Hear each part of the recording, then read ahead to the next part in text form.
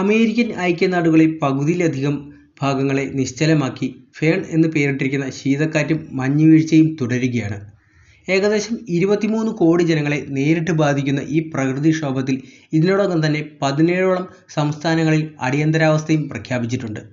കിലോമീറ്ററുകളോളം നീളുന്ന മഞ്ഞുപാളികളും ജീവന് ഭീഷണിയായേക്കാവുന്ന അതിശൈത്യവുമാണ് രാജ്യം നേരിടുന്നതെന്ന് കാലാവസ്ഥാ നിരീക്ഷണ കേന്ദ്രങ്ങൾ മുന്നറിയിപ്പ് നൽകിയിട്ടുണ്ട്. തെക്കൻ സംസ്ഥാനങ്ങളായ ടെക്സാസ്, മസിയാന തുടങ്ങിയ ഇടങ്ങളിൽ കനത്ത ഐസ് മഴ വൈദ്യുതി വിതരണത്തെ താറുമാറാക്കുകയും ആ പ്രദേശം മുഴുവൻ ഇരുട്ടിലാക്കുകയും ചെയ്തിട്ടുണ്ട്. ടെക്സസിൽ മാത്രം ലക്ഷക്കണക്കിന് വീടുകളിൽ വൈദ്യുതി തടസ്സം നേരിടാൻ സാധ്യതയുണ്ടെന്ന് മുന്നറിയിപ്പ് നേരത്തെ വന്നിരുന്നു. കനത്ത മഞ്ഞുവീഴ്ചയെ തുടർന്ന് രാജ്യത്തുടനീളം 6000-ലധികം വിമാന സർവീസുകൾ റദ്ദാക്കിയിട്ടുണ്ട്. റോഡ് ഗതാഗതം ദുസ്സഹമായതോടെ പല പ്രധാന ഹൈവേകളും അടച്ചുപൂട്ടിയിരിക്കുകയാണ്. വെർജീനിയ, നോർത്ത് കരോലിന, പെൻസിൽവാനിയ തുടങ്ങിയ സംസ്ഥാനങ്ങളിൽ ഗതാഗത നിയന്ത്രണങ്ങൾ കർശനമാക്കിയിട്ടുണ്ട്.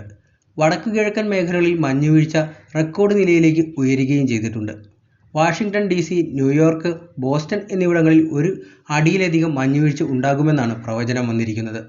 മിനിയാപോളിസ്, ഷിക്കാഗോ തുടങ്ങിയ നഗരങ്ങളിൽ തണുപ്പ് -21 ഡിഗ്രി ഫാരൻഹീറ്റിലും താഴേക്ക് പതിച്ചു കഴിഞ്ഞു.